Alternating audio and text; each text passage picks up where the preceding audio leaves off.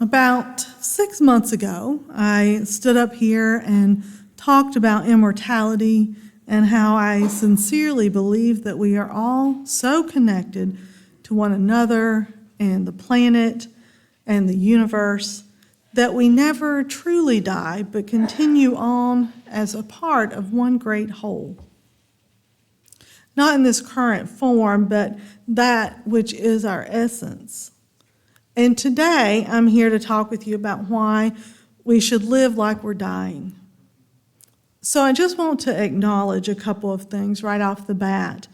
The first is that it might appear that I have an obsession with death. And that is true. I do have an obsession with death and with life.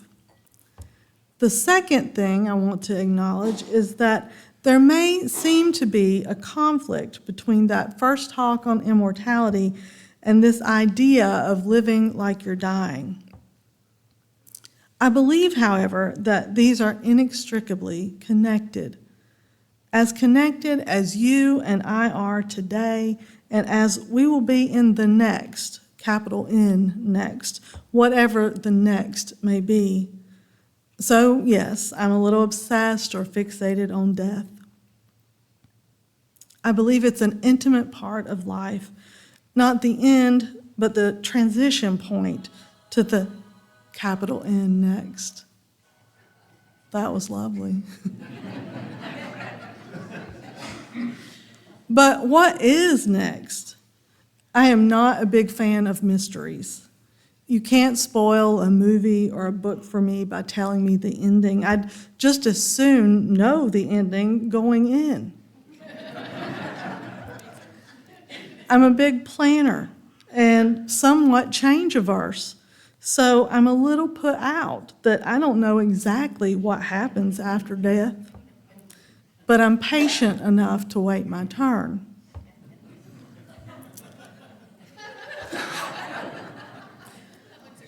For today, we're going to focus on the right now and the right next, small n next, not big N, death next.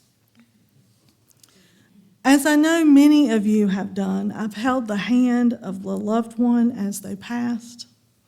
I've said my last goodbye over the telephone, and there have been times when I didn't make it in time to do either one.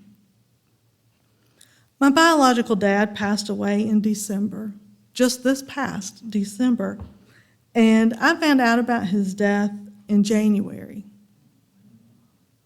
And that's okay. I've been mostly no contact with him for the past 25 years. The last time I saw him in person, I was just pregnant with my oldest child. The last time I spoke with him was 15 years ago when his stepmom, the woman who raised him, was in the hospital, and I reached out to him to let him know that this was it. She was dying. This would be his last chance to talk with her or come visit with her. And he said, "Well, you know I can't come." He chose not to talk with her on the phone either. Okay. I couldn't know then, in that moment, that my goodbye to him on the phone that day would be the goodbye. My paternal grandmother, my dad's stepmom, who in our complex family system was also my maternal great aunt, tried to teach me about balance. Find a balance, she would say. Life can't be all hard or all work or all anything. Have some fun and do some good. My mom died on June 20th, Father's Day, 2004. Just a few weeks before my mom's passing, country music star Tim McGraw released the song, "Live Like You Were Dying." That song became my mantra. I sang it to myself, in my head, in my car, in the shower. Sometimes I sang it with hope. Usually I sang it with sorrow. Sometimes I just sobbed it out while pulled over onto the side of the road. It felt like I was singing a promise to myself, to my mom, to my kids, Alex, who was 4, and Willa, who was 4 months. So this song, which I will not sing to you today, is a conversation between two men. The first man reveals that in his early 40s, he was diagnosed with a terminal condition. And the second man essentially asks him, "Wow, so when faced with imminent death, what did you do?" In his gut-wrenching reply, the first man reveals that he took risks and transformed into the man that he wanted to be. He sings, "I went skydiving, Rocky Mountain climbing. I went 2.7 seconds on a bull named Fu Manchu. And I loved deeper, and I spoke sweeter, and I gave forgiveness I'd been denying." And he said, "Someday I hope you get the chance to live like you were dying. Like tomorrow was a gift, and you've got eternity to think about what you do with it. What could you do with it?" When my kids were little and fully participating in our religious education program here, we occasionally took field trips. The best of those trips for me were the ones when my husband, my partner, Matt, went along. His number one job from the time that our oldest came into the world was to stay with the baby. Look out for her. Take care of our kid. Number one. When Alex was born and they took her down to the nursery because they heard a little flutter in her heart, Matt went with her and stayed with her until she could come back to the room with both of us. When Willa was born and had to be transported to Baptist Hospital, Matt went with them until I could get out of the hospital myself the next morning and get on over there. Having Matt take care of our kids has allowed me to take care of our kids.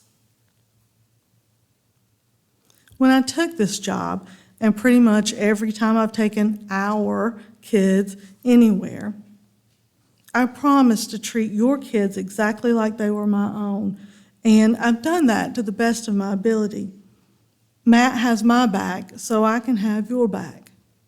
Now, to be clear, I've made as many mistakes with our collective children as I have with the ones who grew up in my house. Sometimes I shushed the kids when I should have shushed some adults. Sometimes I fussed when I should have cuddled. Sometimes I pushed when I should have let it rest. Sometimes I overlooked something important. Sometimes I wasn't fair. That's human. That's life. And that's part of what comes from being in relationships. Another part of being in relationships is growing and changing, compromising, owning your mistakes, learning from them, and doing things differently, maybe even better next time.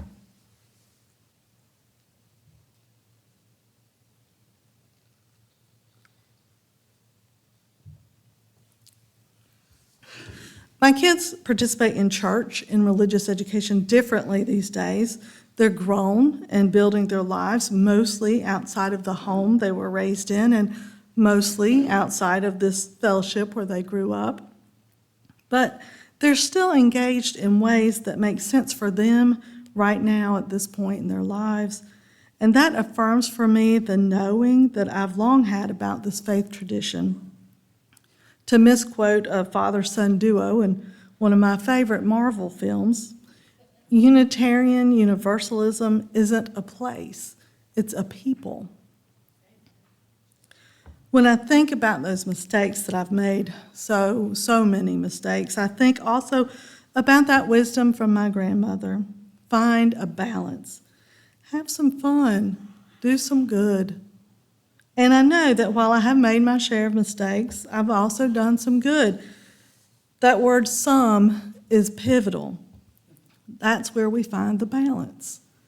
Not everything is fun, and not everything we do is good. As we enter this program year, we find ourselves in an exciting place. Our new settled minister, Reverend Kayla Parker, joins us this week. Our Board of Trustees initiates a process to create a 2-year strategic plan. And we will dive into a time of discernment and discussion about where we go from here as a congregation and as a denomination.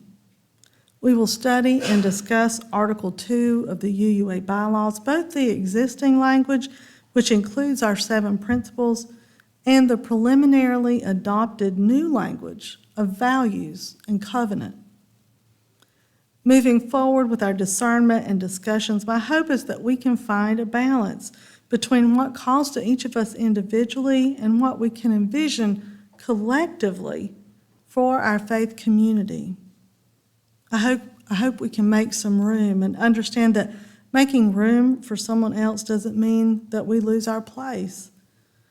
When you really think about the 6 values, pluralism, equity, transformation, justice, interdependence, generosity, all centered in love, can you find a spot for yourself? Just one spot? Can we widen the circle so that all of us, each one of us, can find a spot?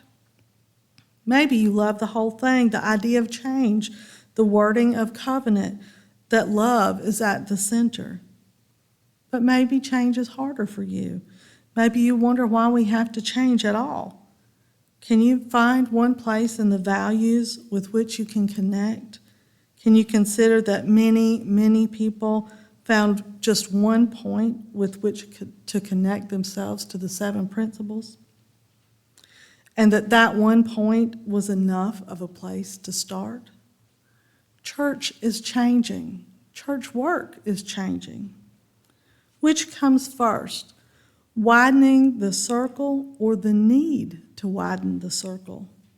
There's a book, a report really, from the UUA called the Unitarian Universalist Association called Widening the Circle of Concern, and it was released in early 2020.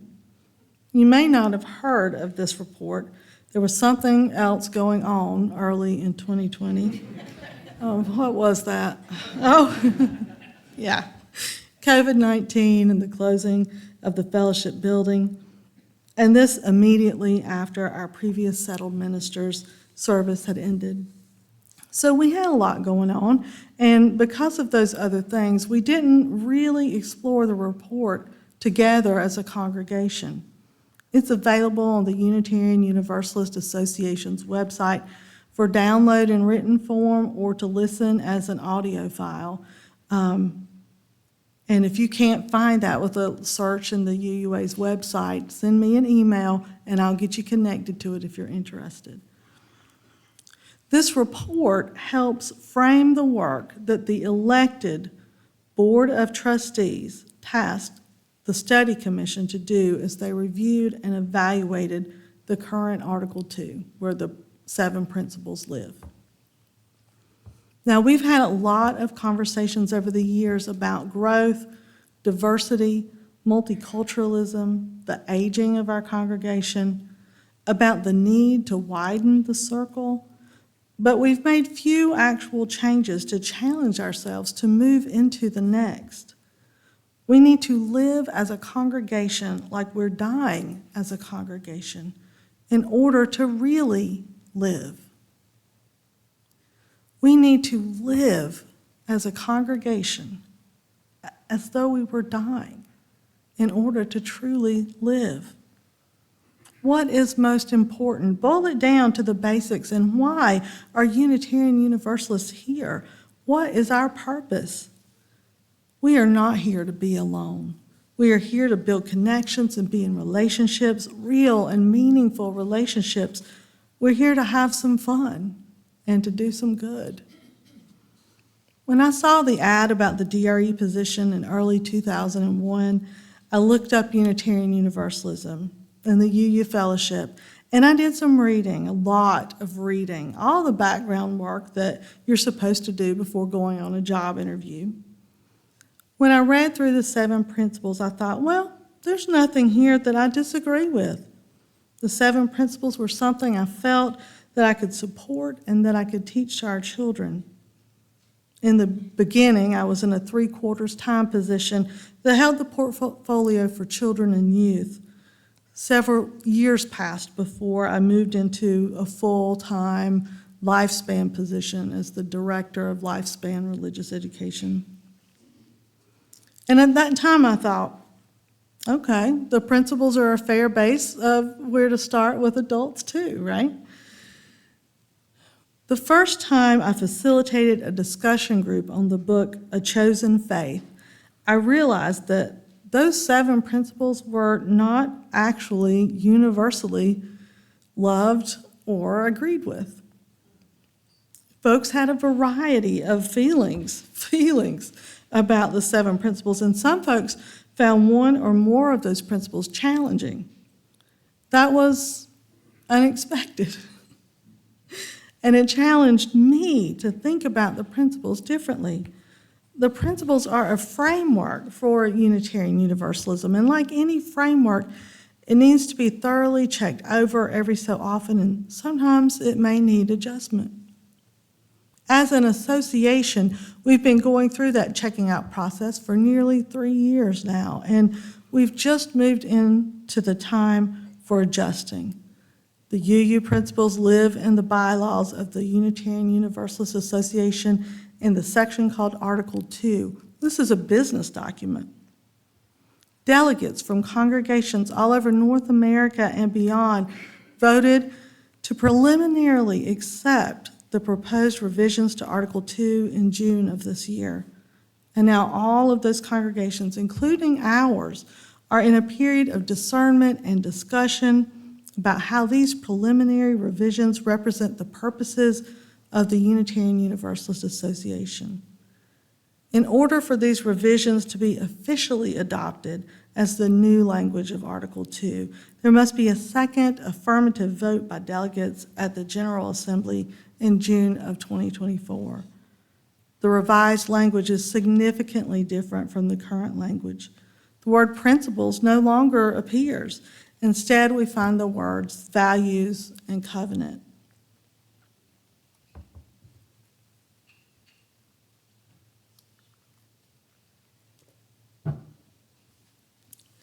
The new version of Article 2 holds up 6 values that I've mentioned already: pluralism, equity, transformation, justice, interdependence, and generosity. Love is at the center of these 6 values. Unitarian Universalism is grounded in love. The purpose of Article 2 is to describe the Unitarian Universalist Association's purpose as a legally defined organization based in Massachusetts. It must follow Massachusetts law. So Article 2 defines how our congregations who choose to be members of the association will do the work together with one another and within the association. As I've said, that work is changing. It's been changing for a while now, and I've no doubt that it will continue. The work here in our own congregation has changed and will continue to change. The 6 values centered in love, we are called to live them out loud with love. As a congregation, as a faith organization, we have to live like we're dying in order to really live. To live like we're dying involves risk, vulnerability, and transformation. It requires us to ask hard questions. Who are we? What is our purpose? Why are we here? It requires us to answer those questions in the way that we live, the way that we love, and the way that we work together. What is our goal as a congregation? What is our purpose, our reason for being as a denomination, as Unitarian Universalists? I believe that our goal, our purpose, our reason for being is connection, community, and relationship. Our stated goal as a congregation, our vision, What we are striving for is to become a fully inclusive, compassionate faith community known for working boldly and deeply for justice. Our reason for being, our vision, is not numerical growth. Rather, numerical growth is a side effect of our success in living out our vision, our purpose, our reason for being.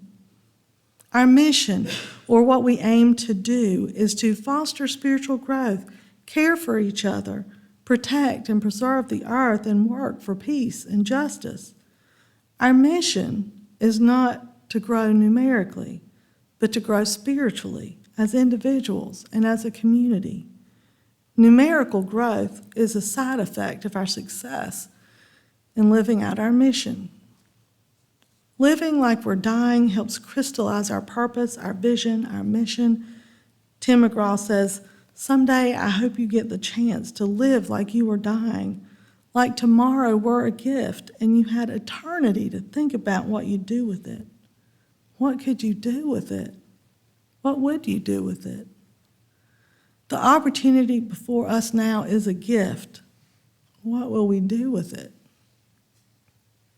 We find another opportunity for discernment and decision-making this year. Our congregation will consider the proposed 8th principle. We, the member congregations of the Unitarian Universalist Association, covenant to affirm and promote journeying towards spiritual wholeness by working to build a diverse, multicultural, beloved community by our actions that accountably dismantle racism and other oppressions in ourselves and our institutions. When the same groups of folks are marginalized over and over again in society, and that marginalization is mimicked in our faith community, that's not inclusive or compassionate or just. It works counter to our vision of ourselves and who we are. When the same groups of folks are marginalized over and over again in society, and that marginalization is mimicked in our faith community, that's not an act of caring for each other, and that's not going to foster spiritual growth, either individually or as a congregation. It's counter to our mission, to the purpose, to the aim that we ascribe to ourselves. Adopting the 8th principle calls us into accountability to ourselves and our faith community for dismantling the systems of racism and oppression that pollute ourselves and our institutions. Persistently applying an anti-racist, anti-oppression, multicultural lens to all we do will help move us towards spiritual wholeness and into finally building the beloved community which we dream of and sing about. Unitarian Universalism is changing. Of course, I'm talking about Article 2 of the bylaws and the 7 principles, but I'm also talking more broadly. Look at the history of Unitarian Universalism over the last 100 years, even the last 20 years, and you'll see all kinds of changes. Change is not only inevitable, it is necessary, for ours is a living tradition. The point of changing Article 2 and the 7 principles it is not, so that one person will look at the new Article 2 and say, yes, this suits me exactly. It perfectly describes my faith and my view of Unitarian Universalism. Article 2 describes the purpose of Unitarian Universalism at this moment in our history and how our congregations will covenant or promise to work together to do the business of this denomination. There's an expectation built into the UUA bylaws themselves that denominational leaders and our congregations will study and perhaps change that covenant, those promises, at least every 15 years. A lot can happen in 15 years. A lot changes in 15 years. If you've been here for a long time, think about how our congregation, how Winston-Salem, how your family has changed over the past 15 years. If you haven't been here with us that long, that's okay. Think about how the congregation is changing now. Think about how your community and your family has changed in the last 15 years. The first thing that I think about is how our membership has changed. Many of the members who were central to our fellowship's leadership and activities 15 years ago are now our ancestors. Their guidance now comes from here, from our memories of their boldness and their courage as they faced the changes that they experienced during their lifetimes. And as part of the balance of the universe, when I think of our members who have passed on to the next, I also think of those newer members who have joined us during these last 15 years. So many of you just in the past 3 years. We are not the same people who founded this congregation, though we are forever linked with them. Our community, Winston-Salem, Forsyth County, North Carolina, is not the same community as it was when this congregation was founded in 1951. Our denomination, Unitarian Universalism, is not the same as when the Unitarians and the Universalists merged in 1961. If you read those founding documents, you will likely have to look past a lot of language with which you don't agree and where you do not find yourself. Our challenge is to live like we're dying, not out of fear, but out of hope. Live like our time is finite and we are joyfully preparing the way for the next. Life is either long or it's short. If it's long, that's too much time to waste. And if it's short, there's not nearly enough time to waste. What is important, really important? What is our purpose, our reason for being? Let's look at the values in the revised language of Article 2. Can you find yourself in even one of them? 6 values, all grounded and centered in love. Love calls us towards pluralism, for here we find many paths to explore the wonder and mystery of the universe. Love calls us to equity, a place beyond what is equal, towards a place of wholeness for all people. Love calls us into transformation, to move ourselves, our faith, our communities out of stasis and into the beautiful challenge of becoming our better selves. Love calls us to justice, for none of us are free until we are all free. Love calls us together in interdependence, and we are all connected to one another, to all beings, to the universe. Love calls us to generosity, to share in gratitude who we are and what we have with all to whom we are connected.